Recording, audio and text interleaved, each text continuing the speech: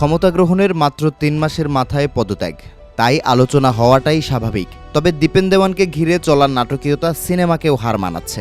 পদত্যাগের ৪৮ ঘণ্টা পর মুখ খুলেছেন দীপেন দেওয়ান। পার্বত্য চট্টগ্রাম বিষয়ক মন্ত্রী এক ফেসবুক পোস্টে পাহাড়ের বাসিন্দাদের শান্ত থাকার আহ্বান জানিয়েছেন।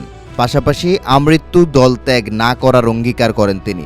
অথচ স্ট্যাটাসে শারীরিক অসুস্থতা কিংবা পদত্যাগের কারণ সম্পর্কে একটি শব্দও লেখেননি রাঙামাটির এই সাংসদ, যা অভ্যন্তরীণ কোন্দল নিয়ে গুঞ্জন বাড়িয়েছে কয়েক গুণ। অনলাইন পোর্টাল চর্চার প্রতিবেদনে উল্লেখ করা হয়, প্রতিমন্ত্রী মীর মোহাম্মদ হেলাল উদ্দিনের সঙ্গে সম্পর্কের টানাপোড়েন দীপেন দেওয়ানের পদত্যাগের অন্যতম কারণ হতে পারে। এই রেষারেষি দীর্ঘদিনের হলেও সম্প্রতি জেলা পরিষদের চেয়ারম্যান পদে সুপারিশ নিয়ে তাদের মধ্যে দ্বন্দ্ব আরও প্রকট হয়। স্থানীয় নেতাদের ধারণা, এই দ্বন্দ্বের কারণেই দীপেন দেওয়ানের মন্ত্রিত্ব কেড়ে নেওয়া হয়েছে। গুঞ্জনের আগুনে ঘি ঢেলেছেন সাবেক সেনা কর্মকর্তা মনীষ দেওয়ান। তার দাবি, রাঙ্গামাটি জেলা পরিষদের চেয়ারম্যান পদে তার নাম সুপারিশ করেছিলেন মন্ত্রী। সেনাবাহিনী থেকে অবসরের পর বিএনপির উপজাতি বিষয়ক সহসম্পাদকের পদ সামলেছেন তিনি, ফলে যোগ্যতা কিংবা অভিজ্ঞতারও কোনো কমতি ছিল না। তবে পার্বত্য চট্টগ্রাম বিষয়ক প্রতিমন্ত্রী মীর হেলাল রাঙ্গামাটি জেলা বিএনপির সভাপতি দীপেন তালুকদার দীপুকে মনোনয়ন দিতে চেষ্টা চালাচ্ছিলেন। এই মতবিরোধের কারণেই ইচ্ছার বিরুদ্ধে মন্ত্রীর কাছ থেকে পদত্যাগপত্র আদায় করা হয়েছে বলে দাবি করেন মনীষ দেওয়ান।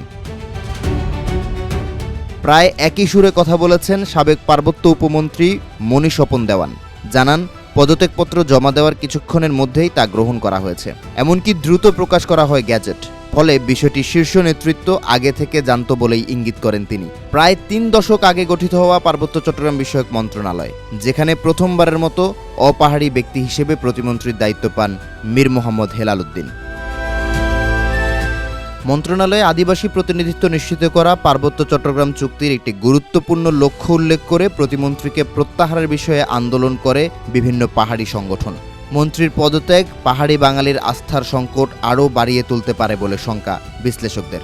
বিএনপির একটি নির্ভরযোগ্য সূত্র দাবি করছে, নিজের অধীনে রেখে বর্তমান প্রতিমন্ত্রীকে দিয়েই গুরুত্বপূর্ণ এই মন্ত্রণালয়টি চালাতে পারেন খোদ প্রধানমন্ত্রী তারেক রহমান। 2001 থেকে 2006 সালে একই ধরনের কাজ করেছিলেন তৎকালীন প্রধানমন্ত্রী বেগম খালেদা জিয়া।